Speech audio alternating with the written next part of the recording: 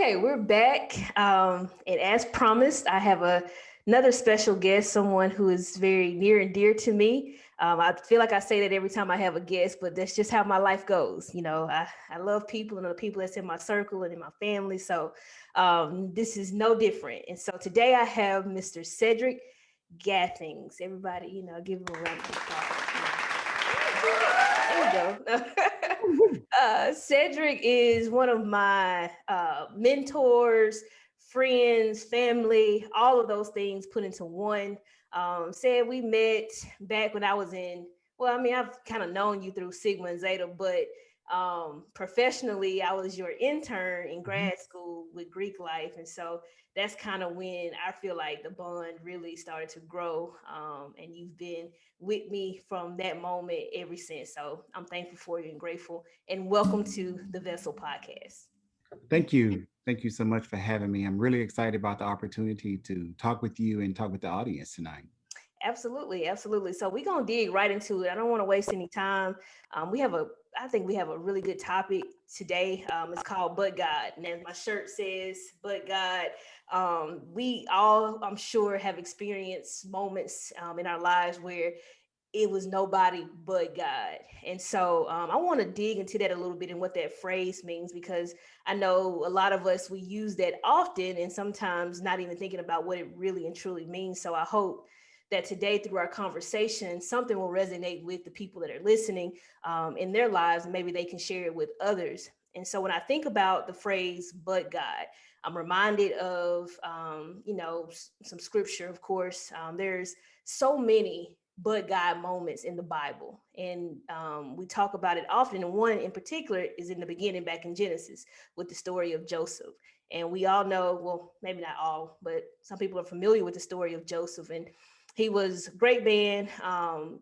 His father favored him of all his brothers. And so we know about the coat of many colors and what that is. And so when in Joseph's life, there was a lot of jealousy, and so even jealousy among his brothers who didn't like that he was so favored. And said, you talk to me a lot about favoritism, and one of the things you tell me all the time is pray for favor in your life. That has stuck with me, that has been a constant in my life. So I'm gonna kind of go a little bit from that before I finish this story. What does it mean to be favored? Like, why do you tell me to do that?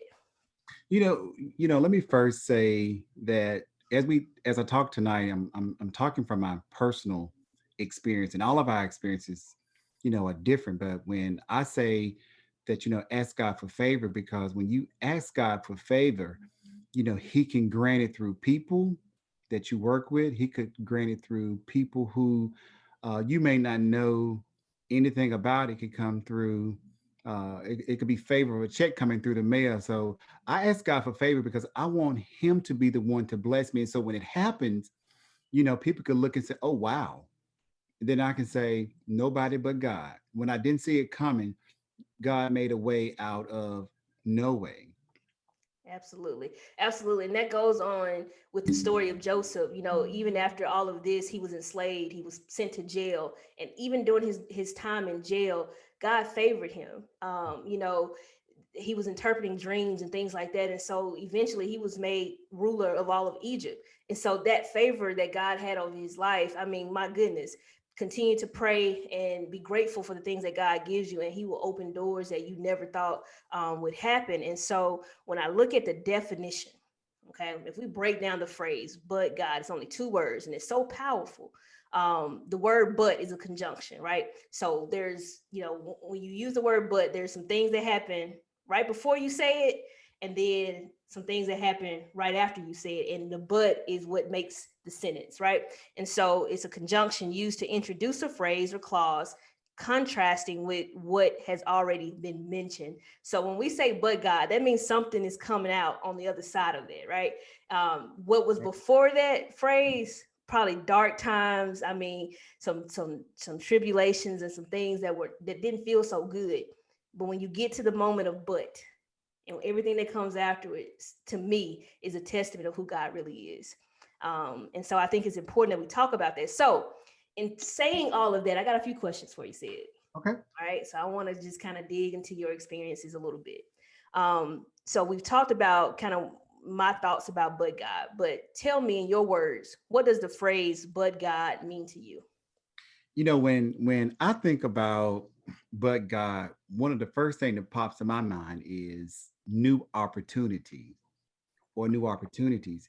And I see it as being a transition is about to come. And when I say but God, I don't have to say one word, but I have enough faith and believe that no weapon formed against me, people could say they can do, but God. God can touch, He can move any situation. So I think about new opportunity, a new chance, a way out, a new day. But more importantly, it just goes to let me know that he's still present. He's still there. Absolutely. And I agree with you. One of the things that I'm reminded of when I think about the phrase, like I said before, there are so many instances in the Bible where we can get to that moment of but God. And I'm thinking about, Job and all the things that he had to experience in his life, when the devil said, try your servant, Job, and all the Right. things that we know Job went through, losing everything, stripped to nothing. And I feel like sometimes we get so buried in those things, it's hard to see the right side of but God. But he was patient and he endured, and there was a huge reward after the but. And so I'm always reminded of those times when we have to use that phrase. So with that, it transitions me to my next question for you. Mhm. When you think about your experiences, your but God experiences, how does that shape your faith? How does it help shape your faith? Wow. It's- Gosh, as long as I can remember, I have been in church and going to church and hearing, the mothers on the motherboard, hearing the deacons, hearing the pastor, and just people throughout the church saying that your faith is what makes you. And you have to trust and you have to believe, even when you can't see it, you have to believe it. And so, no matter what comes my way, I have enough faith to know God is in this. I may not be able to see it, but I know God is going to make a way out of no way because just based on my experiences and just how I live my life and knowing that I had to stand firm on his word regardless of what I think and how I feel, and not just stand on the scripture. No weapon formed against me shall prosper. It doesn't say that they won't form. It says that they just won't prosper. So when you dig in ditches and when you out saying inappropriate things about me or about people, about different situations, you can do those things, but you have to also stand at the end of the you have to understand at the end of the day, God has the last say so. And when Absolutely. you get to a point where you can just stand and let people ridicule you and have some unforeseen circumstances and situations in your life and just have enough faith that God, I know at the end of the day, my faith is letting me know there's a rainbow somewhere out there. I just can't see it right now, but I'm trusting you. I'm believing you to guide me and to lead me on to a new day. Absolutely. I agree with you in terms of kind of how these moments help to shape our faith. I've talked a number of times about building a relationship with God so that your faith can be made stronger. And I think that when we really have time to self reflect on our experiences in life, whether good or bad, and we tend to focus so much on the dark times and bad times, that we forget there are some but God moments, even in the celebrations. Mhm. When I think about my professional career and kind of the transition from each step, from grad school when I first met you, my personal life I felt like was just kind of, blowing up in my face, but staying the course. With the education part, trying to get my master's degree was tough, right? Everybody knows that, writing and all of these other things that comes with that, trying to do internships, trying to job search, and all Mhm. of these things, and you don't see the light at the end of the tunnel when you're in the trenches. And so when you walk across the stage, when you reach that, whatever your idea of success is, whatever that moment, for me it was school, but it could be, job progression for other people, or just waking up in the morning. Said, I mean, my goodness, for some people that's hard to do. It's to just get up in the morning and face the day. And I am confident, and I find a lot of peace because I know that when those things happen, when I reach that success, that milestone, man, but God, nobody but God could help me through these moments when I didn't feel like I could do it. And I'm grateful for that. And I'm grateful to serve a God that is like that. That's so big, I Hmm. can't even limit. Oh, look at that. Okay, sorry. Anyway, I can't even limit him to the things that he's able to do in my life. And I'm grateful for that. All right. So spoke about the good times. Said, have you had moments in your life where you can't see the right side of the but God? And tell me about that experience. You know, 2017, uh, my mom passed. And I remember from from childhood, she often talked about, y'all gonna miss me when I'm gone. So I need to teach you how to cook. I need to teach you how to iron, how to take care of yourself, how to be responsible. And it brings me to tears now just to even think about it. 'Cause she prepared us for everything leading up to her death, but she did not prepare us for uh, life after her being here on earth. Yeah. And I think a lot of it is because she didn't know. And so that was August the 25th, 2016, 1:30 Eastern time. It is a time that sticks with me often. That was a probably, Leanne, that has been the hardest thing I've had to deal with, is because this is someone I FaceTime with every day. This is the one I could just call just to say, hey, because I knew that at the end of the conversation, she was going to say to me, you got this, champ. I didn't have to say one word to her. She could tell when I was having a challenging day. But one thing I really um, focused on was God knew that she was ready. And 2 weeks before my mom passed, she left me a voicemail telling me that she didn't want to go, but she was ready. And she wanted me to know how proud she was of me, of my brothers, of our success, and how much she loved us. And I was fine, but after we buried her and we went back home, 'cause we was out of state at that time. We drove back to our home. That's when reality began to set in. And a lot of people don't know this about me. I went through a state of depression. I gained about 25, 30 pounds. I didn't want to talk to anyone. I didn't want to see anyone. All I wanted to do was go to work, and I did what I had to do to get through the day. And finally, one day I came home from work and I told Kim I want to move back to Mississippi.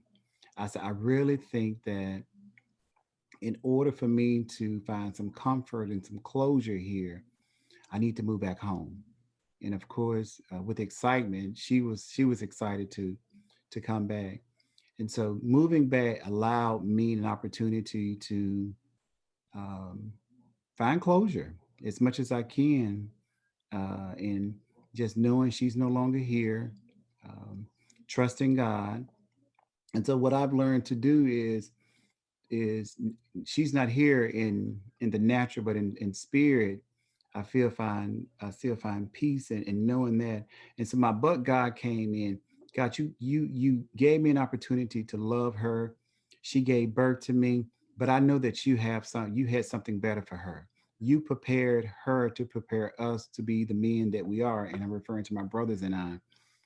And so that has been the hardest experience for me, because I don't we and just to give you a little bit more insight, is that my mom allowed me to accept a position out of state, and knowing that she had cancer, and would call me and say, did you get the job? And when they made me the offer, I said, yes, ma'am. And she said, call me tonight. I got something to tell you. And so I was like, yes, ma'am. And then um, she called me. When I called her, she was like, I have cancer. Mhm. And at that moment, I immediately said, well, I cannot accept this position. She said, yes, you can. She said, that's the reason I didn't tell you about it because I knew you would say that. But I say that to say, Leanne, there's no greater love than that kind of love. Yeah. And at the time, I didn't realize that God was transitioning me away from this area because He needed to strengthen me. Because He knew that if I had stayed here, I would have been at her house every day doing all I could. But I needed that separation because He needed to strengthen me Mhm. and give me that separation. And when I got to a point where, um, I guess you can say I just accepted things for how they are. He came back and said, I need you to go back and going back. And so her death has been a dark cloud or a void or an empty spot that I have. And I would be lying to you if I didn't tell you I have tough days now. As we go into the Thanksgiving holiday and the Christmas holiday, this is when I miss her the most. And so, I'm still going through, but at the end of the day, I know, but God. Yeah. God can pick me up, He can move me, He can carry me. But at the end of the day, I just keep saying, God, I know you know. Yeah. I know that you know. And I go back to her voicemail saying, I'm proud of you. Keep pushing, keep moving. Yeah. Yeah. That's man.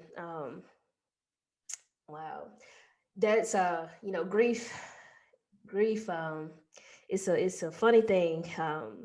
It takes you through highs and lows and all that in between. And I can't say I know how you feel. I haven't lost my mother, but I can only imagine. And so to say that that is a but God moment really is a testament of your faith. We talked about how it shapes your faith, but now I'm seeing the results of that. And just imagine if your relationship wasn't as strong and where you would be at this point.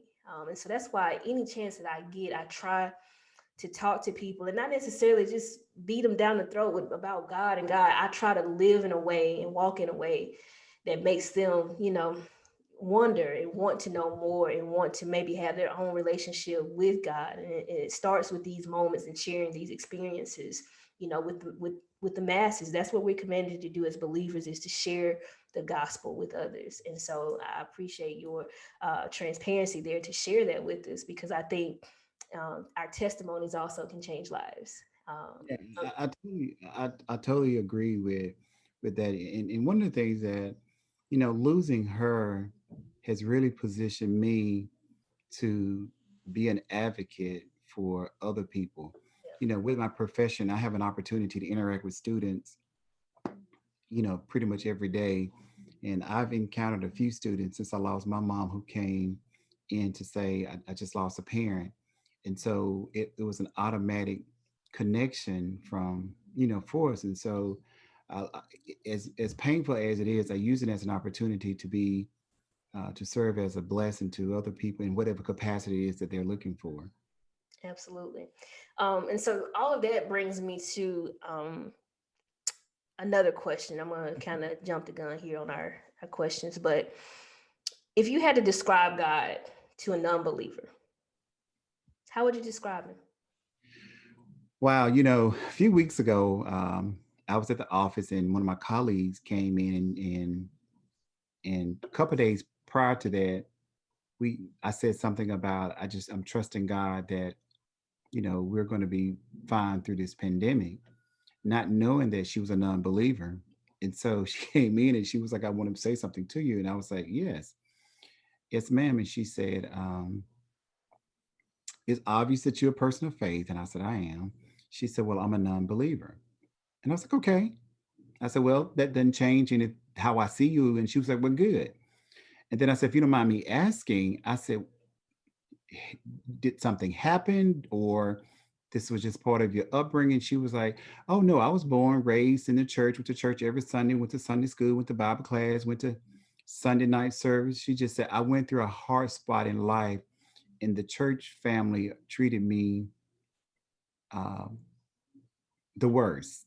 Mm, And she went on to say to me that if you can say you love God, but you could mistreat your fellow man, is there really a God out there? wow. And I was like, oh wow, wow. And she went on to say, So I just decided that what I was raised to believe in was really not true. It was just something that my parents just told me to do. And so I went out and I started seeking, other experiences. And so I went on to say to her, I said, "Oh, okay." And she said, "So what do you think about it?" And I was like, I'm non-judgmental. I don't have anything to say. I said, your experiences are your experiences, and our experiences shape us. I said, but one of the things that I can say to you is that I've had some situations where church people have frowned upon me. I said, but I quickly realized is that they're just like I am. They're human. And sometimes we can get lost in the shuffle. We can get lost in the transition, and we become more than what God wants us or what we think God wants us to be. And so to answer your question is that I share my experiences. I share my testimonies, and my mom's death is probably the most powerful one in how I tell people, you whatever you believe in it. Yeah. I said, but at the end of the day, I can only tell you, you know, what I feel and what I believe, and I hope just by me listening to them, I hope by me leading by example and making myself available. It may not be a quick transition back to Christ, but I do believe in just being available and making myself accessible. Uh, I firmly believe that we will, there could be a transition of them converting back or just having a conversation. Even since that conversation with her last, she's actually said, "Oh my God," you know, or Jesus Christ. And so I take that as being, that's to me, that's a small win, Right. but at least she's acknowledging that he exists. Absolutely. Absolutely. I think, and I speak on this often about, I want us to all think about how we can address people that don't believe, or if they address us or come to us, asking about it and or why we believe what we believe and things like that. And I think we need to be able to articulate those things. Mhm. And so how you do that is you gotta self-reflect. You gotta ask yourself those questions. Well, you know what? Why do I believe in God? And I've been doing that a lot lately, not because of unbelief, but solely because of my strong belief. Like I Mhm. need to be able to double down on these thoughts and these beliefs that I have, because it's my guiding principles of how I live my life. Right, And right. so, not everything in the faith is easy, right? And so the walk is not easy. The journey is not easy. People are conflicted with things that are taught primarily by religion. You talk to the young lady who had bad experiences within the church.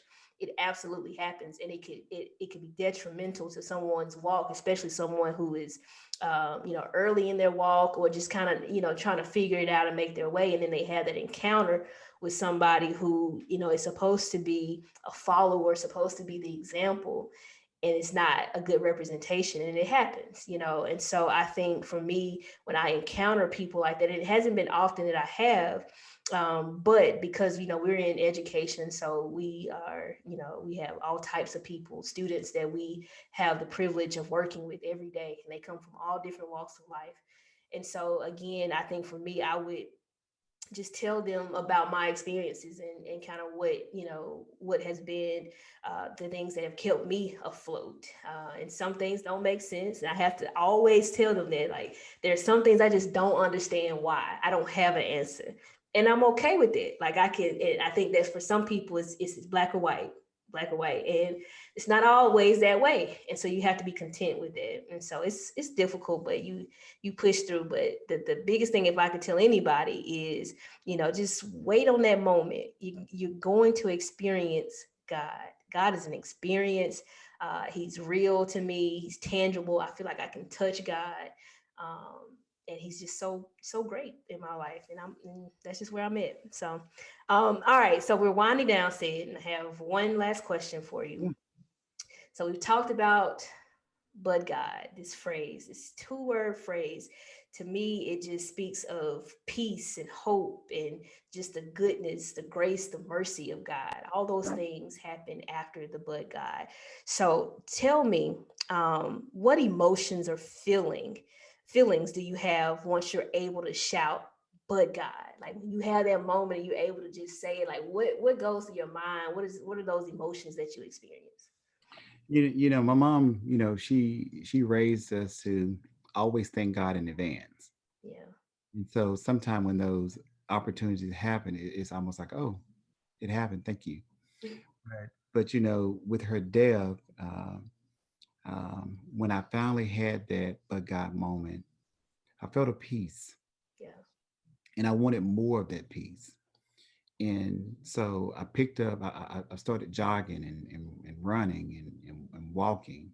And so I allow myself and my emotions to take full control of me when I'm out on that track, whether it's me being out there at 4 a.m. in the morning and I'm saying, thank you, God, or me just, I mean, at the top of my lungs saying, Lord, I just thank you for grace. I thank you for mercy. Lord, I just thank you for forgiving me. And I said, Lord, I just thank you for blessing me with favor. And God, I just thank you for just giving me peace. yeah, Because Leanne, one of the things I have learned is that if I stay focused on if I stay focused on the distractions that are out there, I'm going to find myself in a state of depression. yeah, And so, what I have learned to do when you talk about the feelings and the emotion, I allow my feelings to be raw. I want them to be natural. So my children have seen me cry more within the last couple of years than they ever have um, in their life, because I want them to know that as a man, it's okay to hurt. yeah, It's okay to say, God, I need you to figure this out. God, I understand, but I need some joy. But more importantly, I just need some protection, because there are so many distractions out there. And so when you go emotions, I just want them to be natural feelings, I want them to be natural. And I have just learned to find my comfort is getting out on the track and just allowing whatever it is that I'm thinking about that morning. It could be me jogging and laughing about some past experiences or some things that I want to do. It could be me crying, thinking about, she's really gone. It could be me just not understanding why it happened, but having enough faith to know that God, you brought me here, so therefore I know that you're going to see me, you're going to see me through it. But as I go through those things, you, you know I want more, I yeah, desire more. But I realize that the more I cry out to him, the more I want more. yeah. So, and another thing I've learned, I can't share all my blessings with people, everybody. Everybody's not in a position to hear about your emotions. Everybody's not in a position to know or want to know what bothers me, because I've had experiences where I've opened up to people, and before I can get out the room, good, everybody knows what I'm thinking and how I'm feeling. And so you have to ask God. That goes back to why I ask for favoritism. I encourage you to ask for favoritism, that you want the favor of God to meet you in the room. Come on. You want it to already be there. So when you walk through the room, people already know who you are. That's right. They just need to be able to say, oh, this is the face, this is the voice that everybody's been talking about. And when I tell you God has been good to me, he has poured out blessings beyond blessings and things that I didn't even know, people who I didn't even know knew me, that's calling me, giving me opportunities, asking me for advice. But I thank God for that, because I don't take any of this for granted. So when I use the word but God, I don't care what I go through. It could be something, it's just, it could be anything. But I always say, but God. That's right. Because when I say that, but God, I know there's a transition. And I know there is a rainbow on the other side. I know there's a breath of fresh air on the other side. I know there's a new opportunity, Absolutely. because I firmly believe that as we go through these challenges in the world, that it's just a test of our faith. And if you could just stand firm on his word, I promise you it's going to work out. But I hadn't always been this way. But my success has been, I surround myself with good people. And I firmly believe that once you show me who you are, I believe you. I don't underestimate you. When you show me, when you deal your cards, I'm thinking, okay, I know how to handle this. But the favor of God has been so great in my life, and and as we move into the, Thanksgiving will be in a couple of days. As painful as it is going into another Thanksgiving without my mom, you know what I say now? But God, I just thank you for giving her to me. That's right. Because I have learned so much. I remember growing up, and she was stuff that she would say and decisions she would make. I was thinking, oh my God, she is really getting on my nerve with this. Now being a parent of three, guess what I find myself doing? No, you can't do that. No, we're not going to do that. No, Yeah. because but I never. She would say because I said so, but I don't ever say just because I said so. I would say because blah blah blah blah blah, and then I would ask my children. So what do you think about that? It's because I want them to become independent thinkers Right. as well, uh, as we move forward in life. Absolutely. Man, that's great. You just dropped some jewels on the head. So I appreciate those nuggets, those golden nuggets, as I call them. It's things that we can take with us and apply them to our own lives. And I'm thankful to God for you in my life, and all of the advice you've coached me through a lot of different pivotal moments in my life. You've been there in my adult life, and I'm thankful for that. So okay, that's all of my questions. Again, thank you for coming on, agreeing to do this. I know you're a little camera shy, kind of. Not really. I don't know why you are, but you are. But Yeah. anyway, that was a great conversation, and I know that one of the things that I always end the podcast with is I talk about the love of God and that God is love. And I believe that to be so true in all of our situations. And as we've been talking about the but God moments, at the root of that is love. And the greatest love of all is God's love for us. And so I'm always reminded of that in any conversation that I'm in. I try to lead with love. And so I'm grateful for those moments. So anyway, that is the end. So thank you again. I hope you have a great Thanksgiving holiday and Christmas holiday Thank and all you. of those good things. So I appreciate you, Sid. Thank you. Thank you for the opportunity. I look forward to working with you again. Absolutely. Peace. Yes, ma'am. Oh, that's so